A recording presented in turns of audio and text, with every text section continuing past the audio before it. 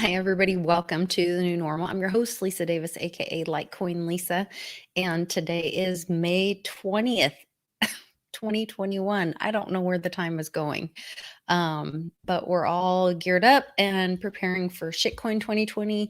We'll talk a little bit more about that and some other things with Johnny Litecoin here in a minute. So if you guys will do us a favor during this quick break, if you will give us a like and share this video, we'll get some more information out there about these crazy crypto markets.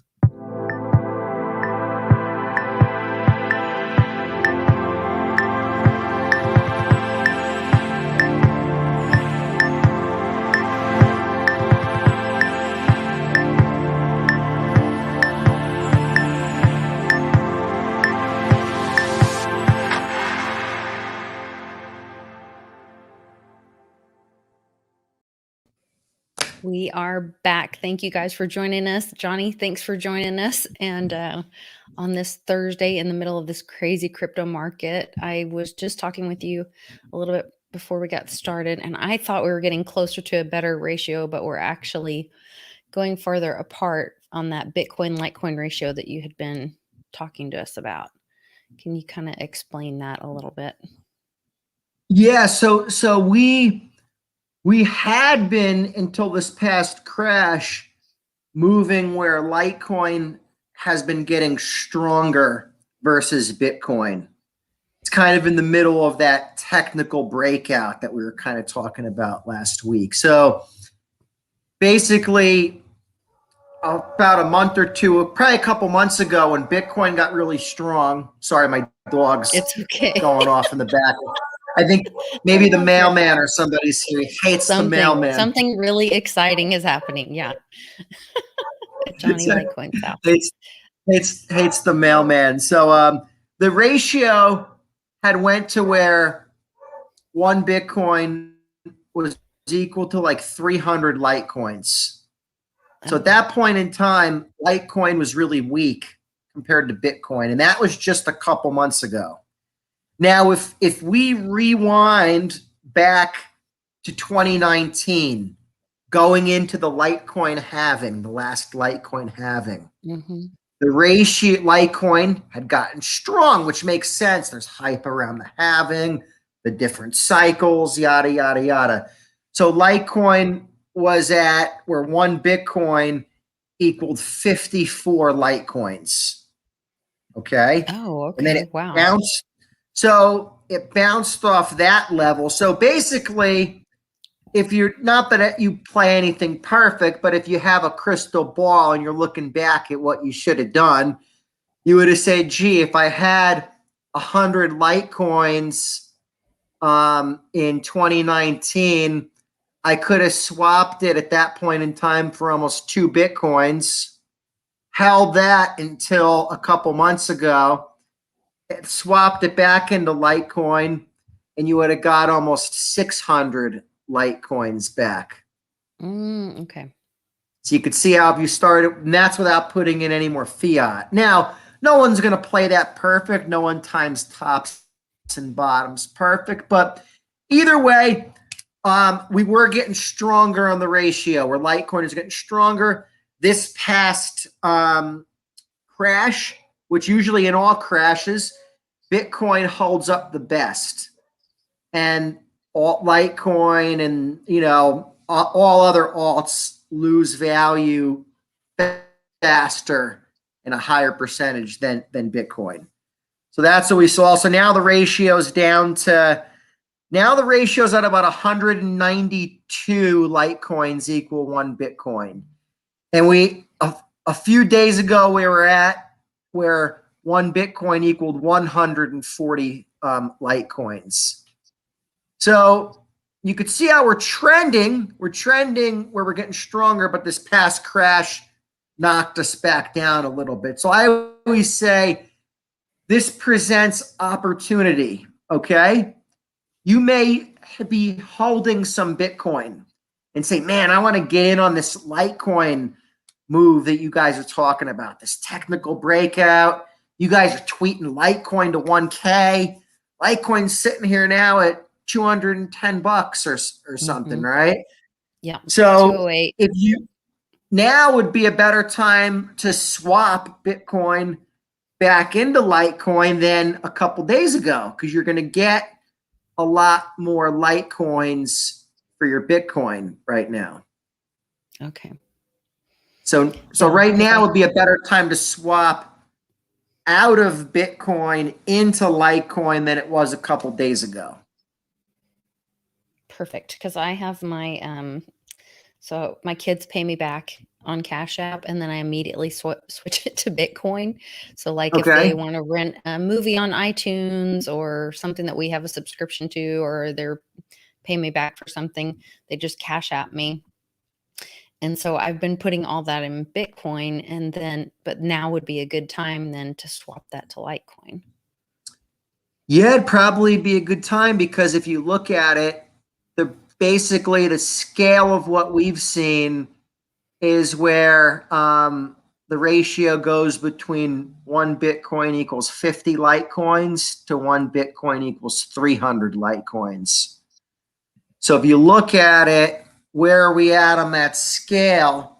If you're at 1 Bitcoin equals about 190 Litecoins right now, well, you have a lot of room down to that, where 1 Bitcoin equals 50 Litecoins. Are you there, Lisa? I think you froze for a second. Lisa, I think we lost Lisa. Let's see if she comes back in, you guys. So I'll keep talking about this this ratio stuff. So the other thing you guys could look at with this Bitcoin to Litecoin ratio, thing I like about that, there's a lot of history on it, right? So this isn't, you're not really speculating much here on a newer crypto that just came out and it's up 100x, and you're going to say, yeah, it's going to go another 100x. Well, there's no history on it, right? You don't know what cycle it's going to go into. Bitcoin to Litecoin, there's a lot of history of how they trade versus one another. So if you're not gonna trade cryptos back and forth, like a lot of people aren't crypto traders, this is just a good strategy when to buy. Which, you're back, Lisa. You're back. Sorry about that. Thanks for covering for me. I held it down. Don't worry. Don't Thank you. Appreciate it. worry. I always have plenty to say when I'm talking about Litecoin. Don't let me stop you. Keep going. So I was just talking about how you don't have to swap the cryptos back and forth either. This could just be a good strategy of which one is good to buy at which times.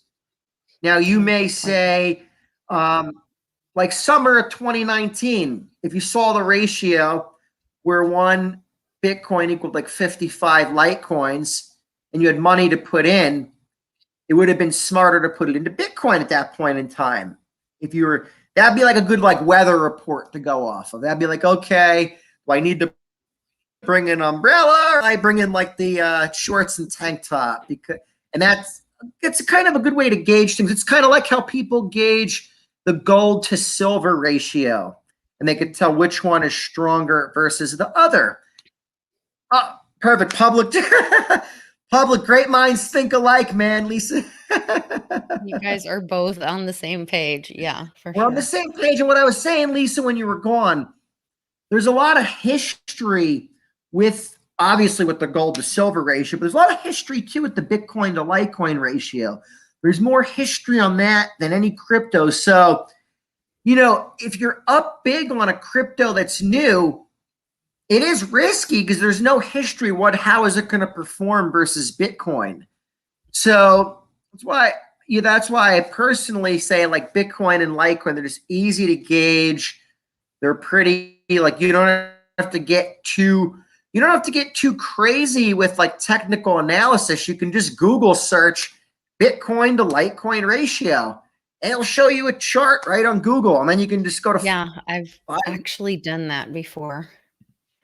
If you go to Google, it brings up a great chart. Let me see. Yeah, I was doing this the other day because I was wondering where we were on all that. And And boom, there it is. Boom. Boom, boom, boom. So yeah, so if you go to 5-year, Lisa, go to 5-year so people can see. If you see the 5-year, you can see where we're at now historically. So, you could see it goes into Litecoin, goes into periods where it gets a lot stronger than it is now compared to Bitcoin. You got to remember, Bitcoin and Litecoin, they're designed to kind of trade in these cycles around these halving cycles. And I think what a lot of people are missing, people woke up to crypto, okay? So a lot of people, crypto's on people's radar. So the Bitcoin halving last year, people are starting to know what that is. Not everybody, but people are that are into Bitcoin. Yeah. What do you think's going to happen when the next Litecoin halving occurs? Now, this is going to happen in 2023. This is going to be before the next Bitcoin halving. Obviously, the world's going to be more woken up to these halvings and what's going on. So I think you're definitely going to see hype around this next halving. And not only hype, I think you're going to see, too, the supply shock occur after the next Litecoin halving. Because you got to keep in mind, Litecoin is being accumulated by institutions like Grayscale. There's the Litecoin publicly traded trust. Okay, there's a couple of Litecoin, what they call ETPs, that are available in other countries. Those would be the equivalent of an ETF in the United States. Other countries have Litecoin ETPs, exchange traded product. So all of these things, things like PayPal, Venmo, obviously Coinbase, all these things, now you have business as usual with Litecoin being bought and sold. You're going to cut the supply in half in 2 years from now, okay? That's going to impact the price. And this isn't as on everybody's radar. This isn't priced in like the Bitcoin halving was. I think you're going to see not only is Litecoin look like it's going to do something in the short term versus Bitcoin, because as we're talking about, it's in the middle of one of these like technical breakouts as far as the ratio goes. You also have to look at it as, well, what if crypto goes back into a bear market? What's a good coin to be holding? Well, hell, I think Litecoin's a good coin to be holding because you got this halving coming up in 2023 with a supply shock. So it's kind of like a lot of good factors. So guys, keep your eye on the Bitcoin to Litecoin ratio. Go to Google. You don't have to be a genius to do this. You just Google search it, and you could click on the time ratio that you want to check it out for. Yeah, I'm trying to add your Voyager code. I've had a lot of people ask me about Voyager, other ways to earn crypto. So I'm sorry, I'm a little distracted. You want me to resend it to you, Lisa? No, I've got it. 32 Okay. PLF5. Yeah. PLF. Yeah, and we'll talk about Voyager. Paulie P asked me, hey, Johnny, any opinion on Swipe? I don't know much about it, Paulie. I'm kind of like, I really just focus on Litecoin. Not that I'm against people like owning other cryptos. I always say, hey, own some Bitcoin, but I just don't focus on too much what other cryptos are doing. I wish them success. Like I wish all crypto projects success. And I guess if you have any info on it, clue us in, and maybe I'll keep it on my radar to check it out. And if I hear anything about it, I'll kind of update you guys next week on Swipe that Paulie's Swipe talking is a about. crypto.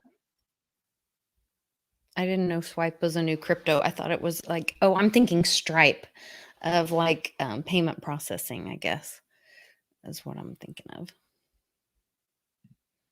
Uh-oh, Johnny's frozen. Maybe I'm frozen. I don't know who's frozen. Someone's frozen. Might be me. You guys, this is so crazy. And I really Do not know why it's doing this today. Hopefully this will relaunch, or hopefully you can hear me, or hopefully you can't hear me and you can hear Johnny. Oh, good. Johnny froze. Well, I don't know if that's good. Maybe it would have been better if I froze. So one of the things I wanted to talk with Johnny about, okay, he's out, so he'll come back in. We'll be good. Thank you guys. Yes, you can hear and see me. Thank you so much. One of the things I want to talk about with Johnny, which I'll catch him up when we get back, was what I talked about with Public yesterday when we were looking at just on CoinGecko and talking about this crash and how obviously manipulated it is with the timing of everything. Here we are, May 19th, 8 o'clock. Oh, I think Johnny's back. He's back. We're having technical challenges today, but it's all good. I had to come back in via phone. My computer I was on totally fried out on me. I don't know what mode gosh. it to. Okay. Thankfully I just kind of use it for videos Streaming. and stuff like that. So it's not really nothing important. That's good. No, nothing important on it. I have an Exodus wallet on it, but I have the words backed up, so you can see I'm not. That's the thing. If you did your backups right and all that, you don't panic when stuff happens. It's business as usual. I get it. Yeah.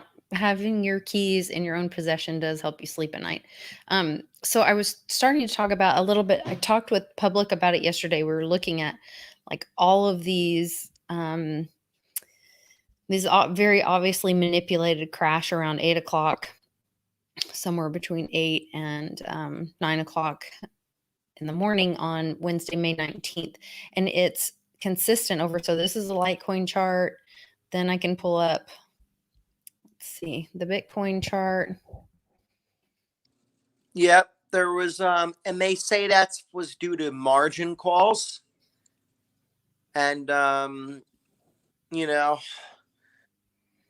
don't know. I think that plays a part of it, but I think there's I think the main reason this happened is to stem off the hyperinflation that we're seeing going on.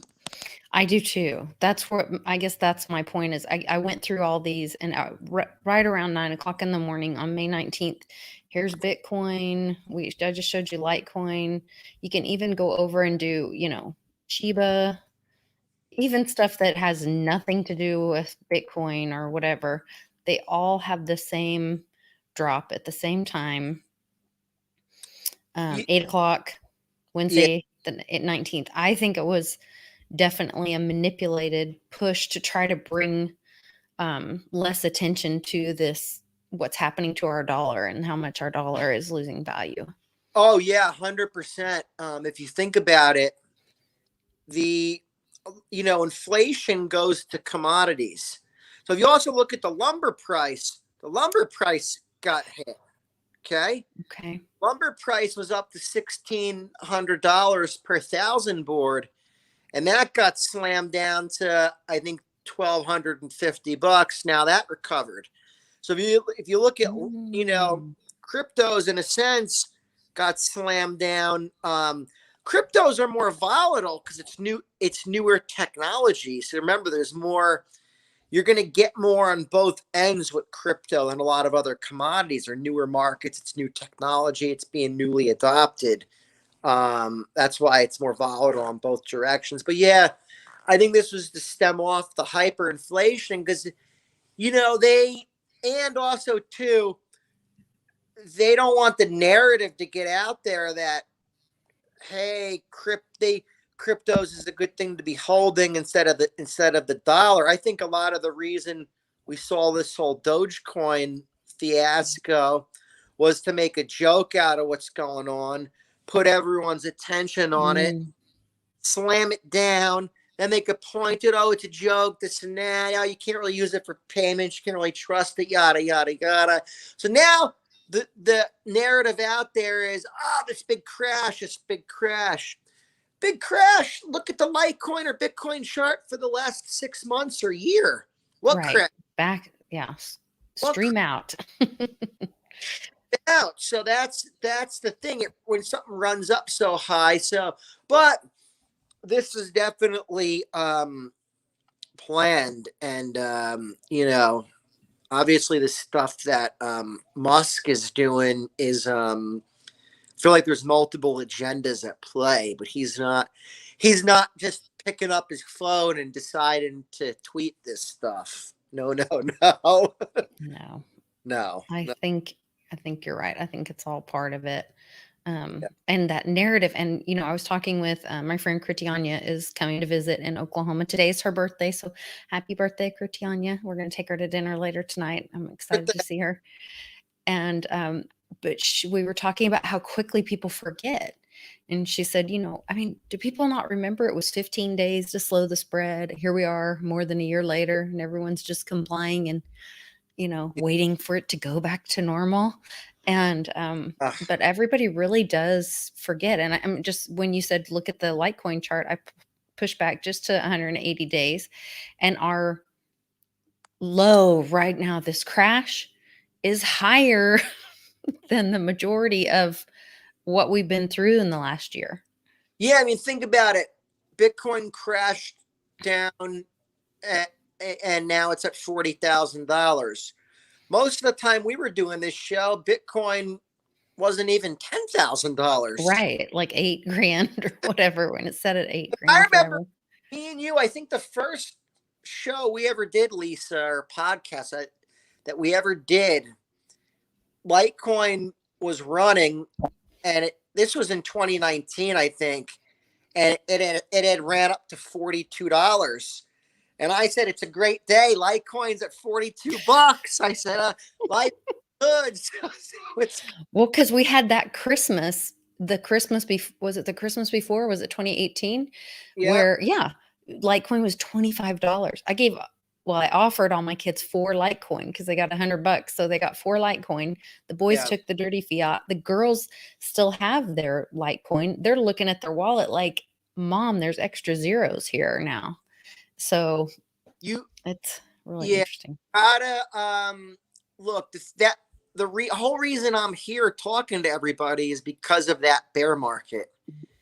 If the price had kept running, and I probably wouldn't have felt the need to come out and scream to the world that, no, this stuff is really, really important. I felt like a real need in 2018 when the price started going down after the big run up in 2017.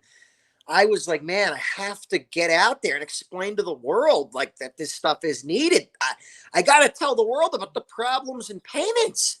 I said, and I really thought about it. I said, who the hell else is going to do this? I said, who else is in this like weird position that I'm in that they're gonna do this? I kind of like work for myself, right? So I don't have to worry about like getting fired and all that. I was like, I can kind of go out and like talk about what's going on. And Litecoin, that's my currency. That's my payment network. And I used to always, when I first came out, I used to be so excited. I said, Litecoin, it's a currency plus a payment network plus programmable money. And I was just like blown away. I was like, this is my thing. I was like, anybody can attach to this stuff. Like, you don't have to like ask people for permission. That's on its face by design. It's permissionless. Do you know, having that being said and thinking of how far we've all come, but in my own journey, I remember when Bitcoin Ben, I talked him into coming to Oklahoma City for his first world tour meetup, and I was going to do his press release and help him with the event and all this stuff. That's how I met all of them in person and got into this. And then John Kim was driving around sleeping in roach motels, and I was just so worried about him. So I told him, like, look, if you're traveling, you need to come stay with us. We have an extra bedroom. You'll be safe, and I won't worry about you. And so he was late coming to the event. missed the event because his son was playing football and he stayed for his son's football game. Okay. It was really I sweet. remember that. Okay. Yeah. You Yeah. remember this? And so the next day, so we stayed up. He comes rolling in at 11 o'clock at night. My husband's like, what is this weird life that you have this Asian guy rolling in our house at 11 o'clock at night and going to spend the night? I'm like, it's fine. He's good people. He's good people.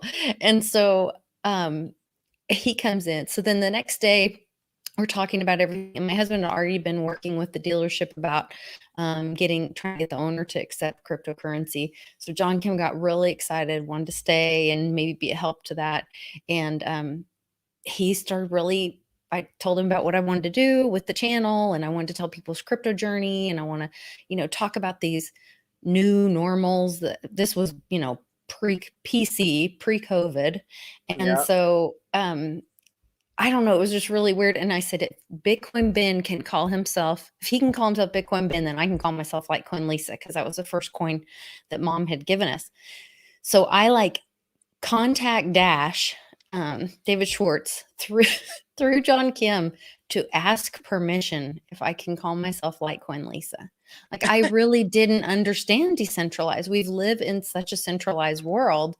You always have to ask permission for everything. And, and it is really freeing. And it's that free market thing that I get so excited about when you understand a decentralized community. Anybody can do anything. They can stand on their head. Somebody can misbehave. I would rather have somebody show their true self in a decentralized community, and then the community can say, that's not what we're about. Or they can embrace somebody and say, yep, that's what we're about. The community verifies or validates, and kind of polices itself that way. Yeah. Yeah.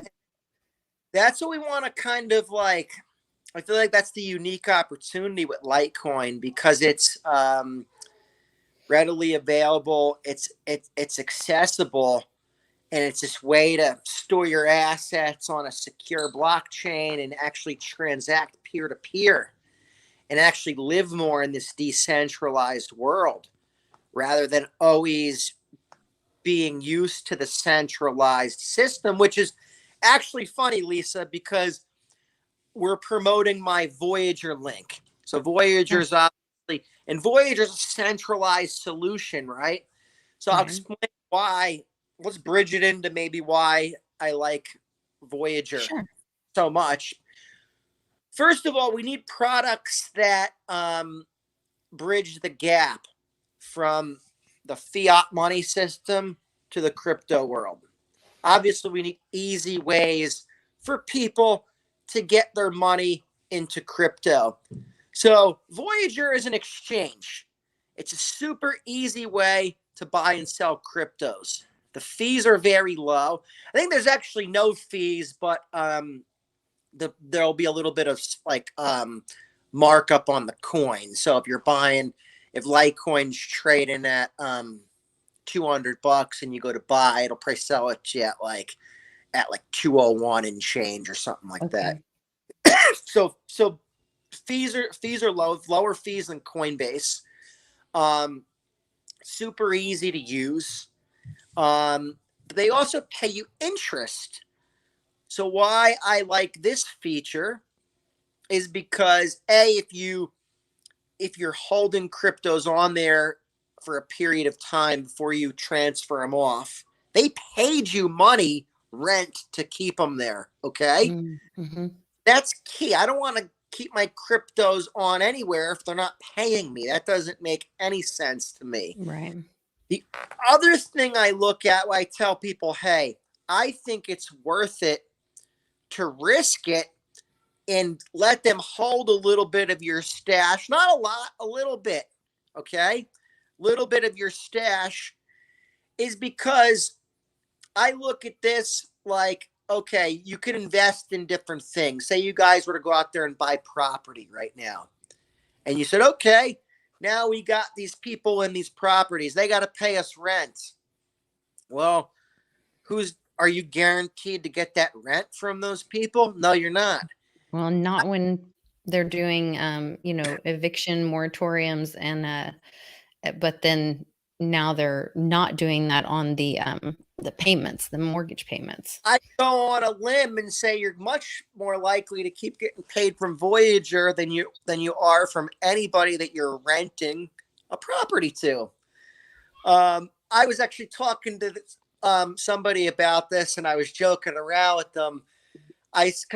You could actually collect in Voyager 9 or 10% on US dollar coin holdings. Now, the nice thing about that, US dollar coin has become it's unusable because it's an Ethereum based token. You can't transfer it around.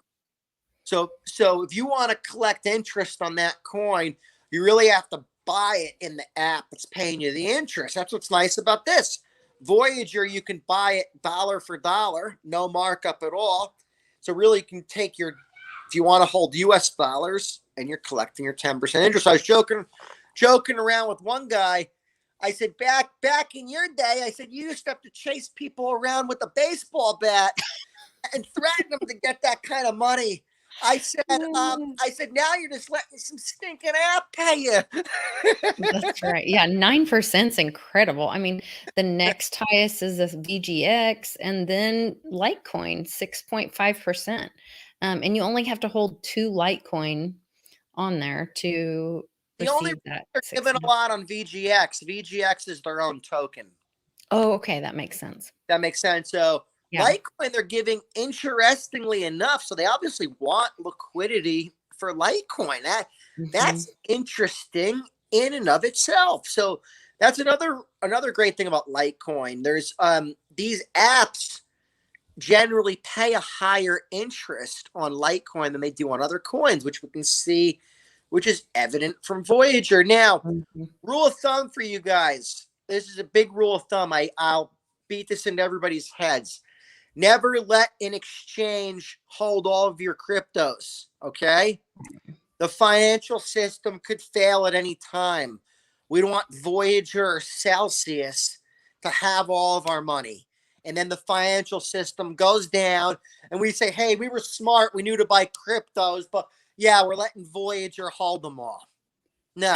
Okay, that brings up a great point. So I was watching Celsius tweeting out about, hey guys, call into your account because your margin, we are having margin calls because I think that's the term they use, margin calls because Bitcoin went down so much. So people had loans out, but now their Bitcoin wasn't worth enough to sustain the loan. And so they were making them either pay the loan back or add more Bitcoin or whatever crypto to make the loan secure.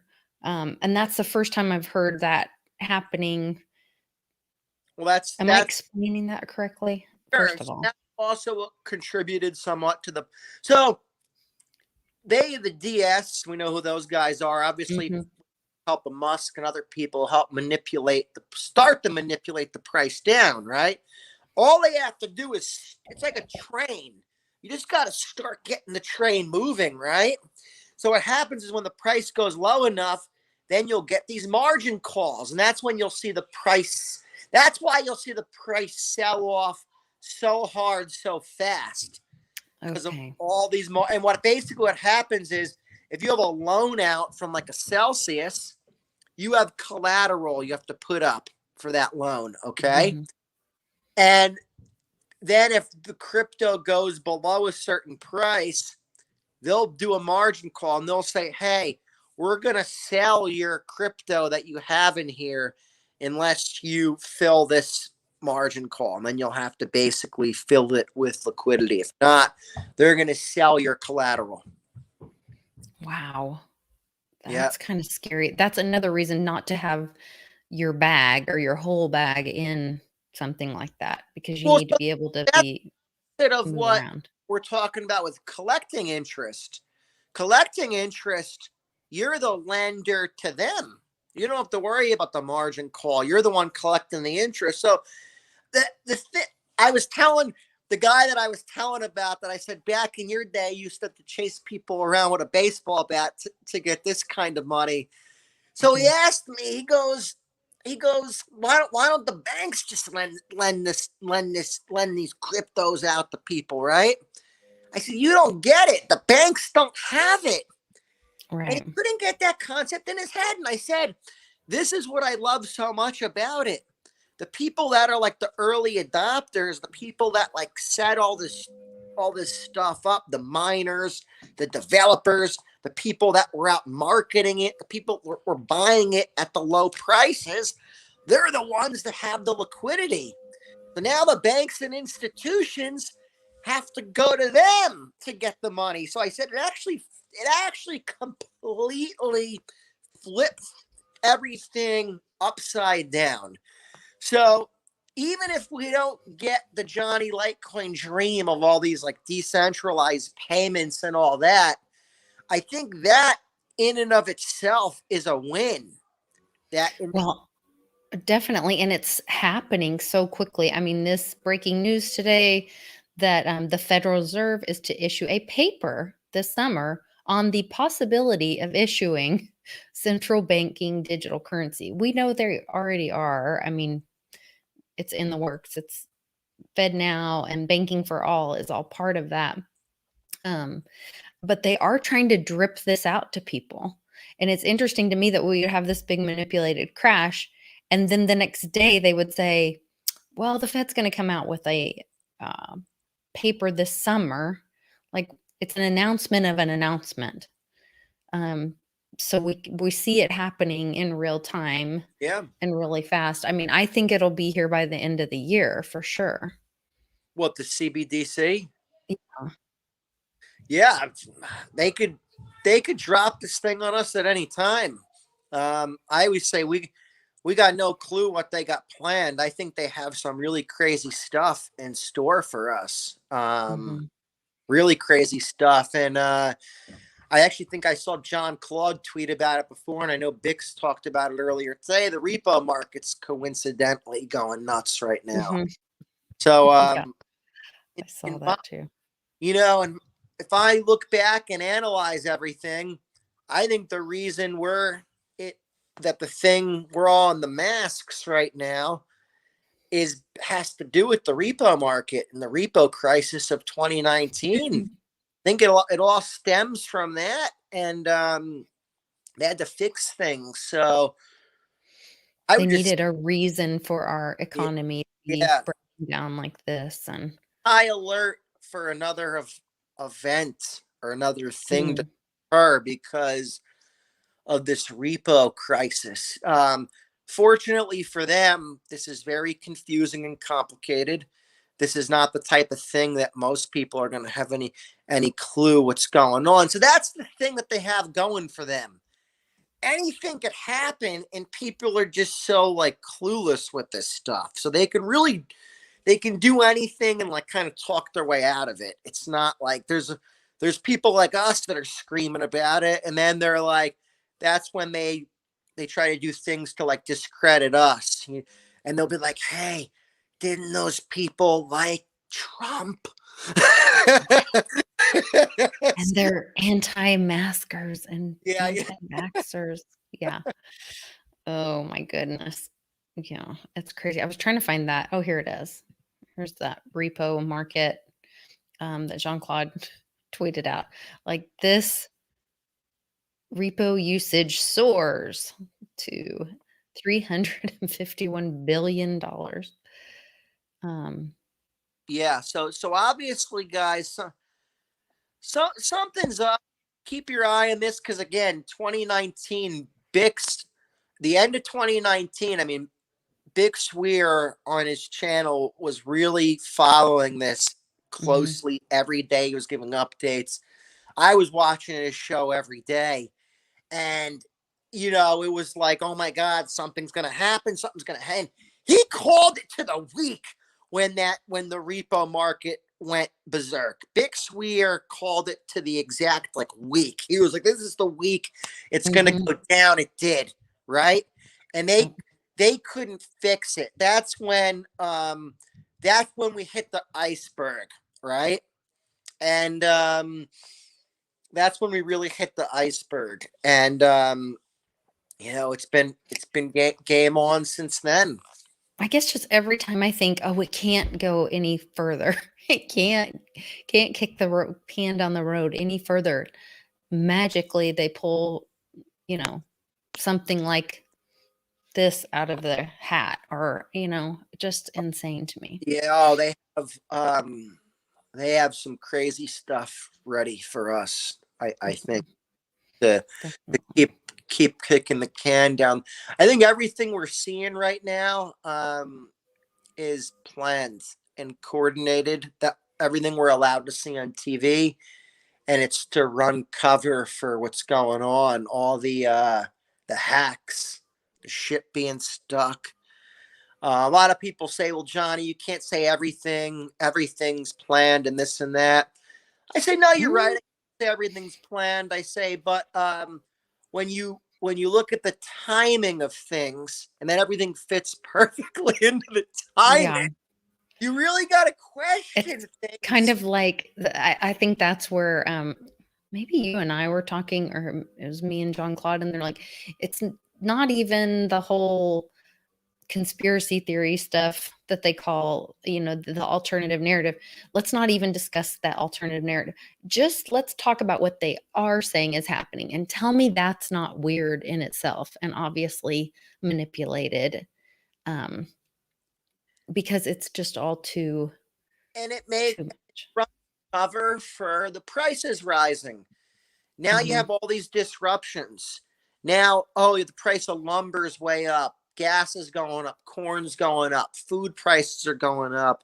Oh, yeah, it makes people say, oh, yeah, it makes sense. There was the ship stuck. There was this. Yeah, it makes sense. Just temporary.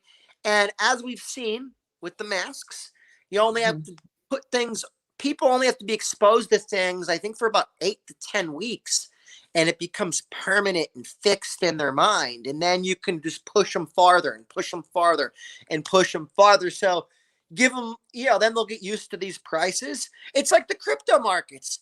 Oh, Bitcoin crashed, Litecoin crashed. Look, go rewind 6 months to a year, but it's just Right, you're right. so used to it because it's been Bitcoin for the A last couple couple days. trading at 55 to 60,000. So now that got imprinted in your mind. So Hmm. so it's yeah, it's like I said, I'm really skeptical of everything we're allowed to see right now, and it's just how I got to roll to deal with everything that's going on. It makes me really make sense, and I could see things clear when I look at things. I don't try to do it negative. I try to. That's I think Right. what people misconstrue. They say, "Oh, but is this being negative?" No, no, no. It's being positive. I'm trying to figure out like the positive way to like Right. get around, get around what they're doing, and like, Critical thinking. Yeah. and then Doesn't have to be eventually negative. like profit off of it. Like hell, if you were holding cryptos through this, you profited off of it. So you saw the storm and you said, okay, I'm going to better myself for this storm. And Hmm. you played it. You played your cards right. Paulie, we've had this question up. I feel Yeah. bad. That's this. Is there KYC on Voyager? Yes. And what I tell everybody, there's no getting around KYC, but we have to keep working towards a decentralized world where people are used to doing stuff peer to peer. The Hmm. only way we're going to get around KYC is by making it irrelevant. We can't get around it. Okay. So we have to go through this KYC to get our money into crypto. It's just kind of becoming the way. But as long as we don't ever want to go back into fiat, we don't have to worry about KYC for the future. And if more people transact peer to Right. peer, it makes this stuff irrelevant. So everybody complains about KYC. It's actually funny. Most people, it stops them when I help them get into Litecoin or Bitcoin. It's usually a problem with linking their app to the exchange, or it's when they're uploading their personal information. They just get uneasy about it. And I'm so excited to tell them why. I tell them that's the government. That's the Hmm. Patriot Act. That's why we need crypto. We have to work past this stuff. I tell them, don't you see what they're doing to us? This is why Yeah. you don't ever want to go back into that system. These maniacs, I tell them, they don't want you to have your freedom, right? So most people look at me like I ate heads, and I just tell them, you want the bank? You want all that stuff? You got it. This is what you got to deal with. On my side of the fence, if you're willing to just stay in Litecoin and keep your assets on that network, you don't have to worry about KYC anymore once you're on the Litecoin network. So that's what I tell everybody, that the problem is they're going to always try to make it to discredit what was. We're fighting a war right now. Mm-hmm. They're gonna do things like make a joke of crypto, slam it down. Oh, crypto crash. It's not safe. It's not a store of value. It's not this. It's not that.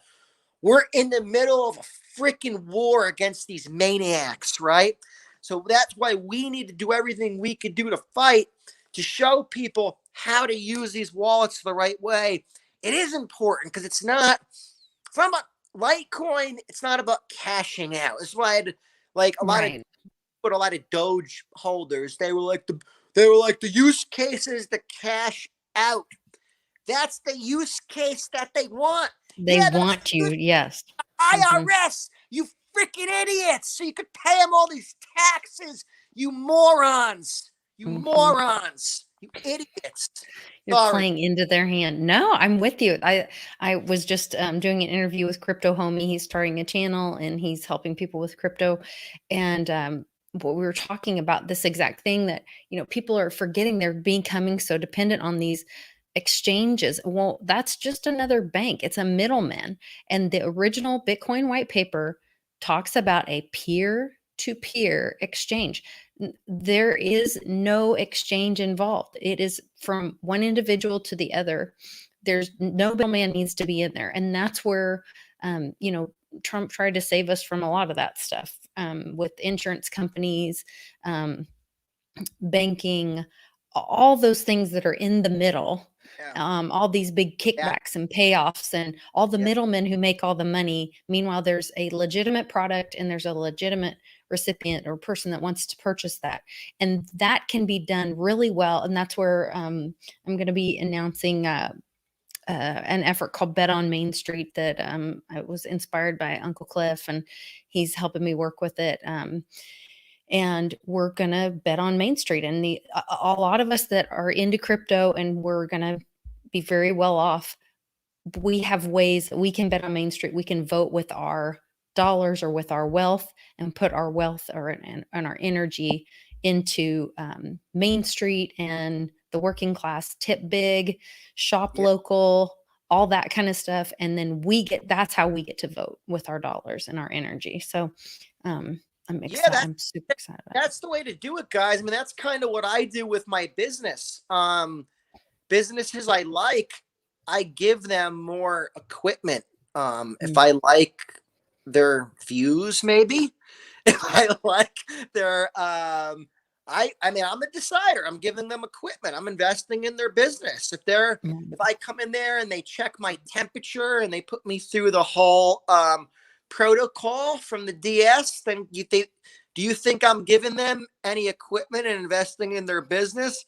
I tell them, I'm sorry, we ended that program months ago. Sorry, I'm in the wrong place. You are not my people. But I know I invest in the Main Street. I give because I put out the Clover machines.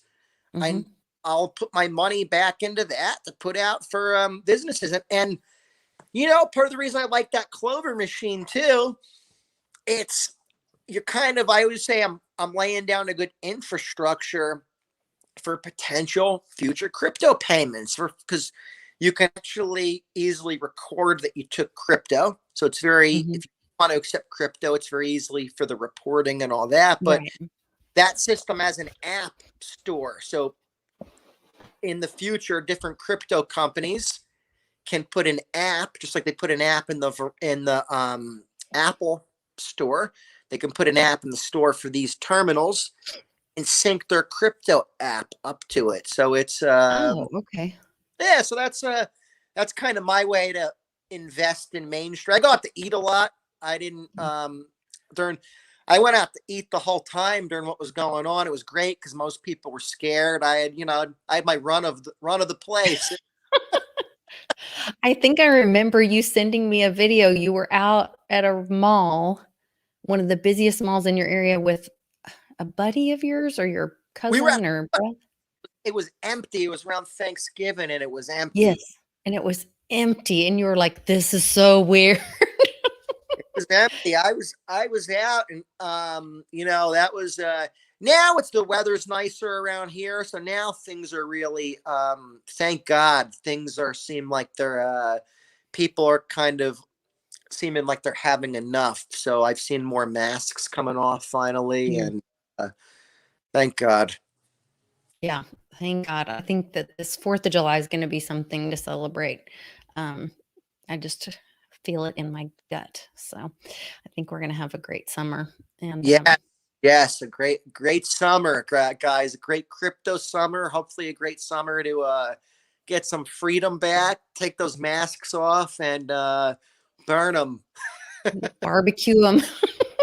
Light that barbecue and burn them up, and then enjoy time with your friends and family and give everybody a hug. Yes, For definitely.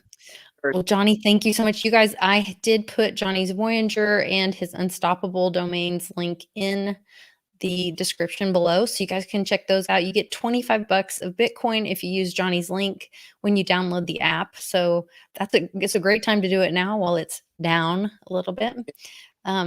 It'll be worth even more when it goes back up. So and too, when the crypto prices go down, it's not so fun looking at your portfolio value. Download an app or two that maybe you've been too busy to maybe download, and when you're looking at all your riches, now it's not so inflated in price. You can make a few bucks, and and you want to get all these exchanges ready. yes. Even get them ready, even if you're not keeping crypto in them. Like even if you're not going to keep crypto in Voyager to get the interest or whatever.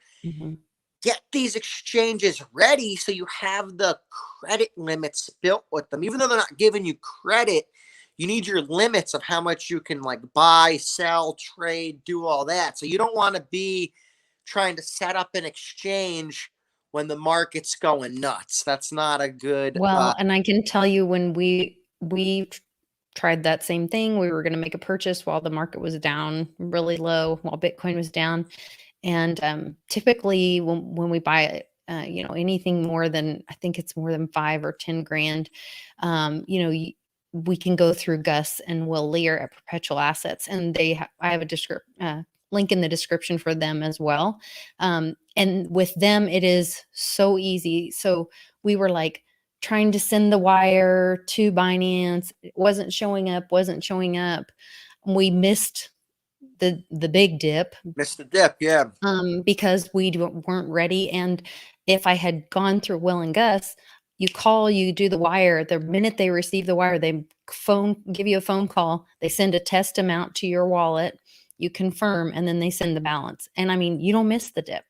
So lesson learned. Yeah, have multiple, guys. That's the lesson, is you want to have multiple, and just to be ready. This way, if it's multiple avenues is always good. Definitely.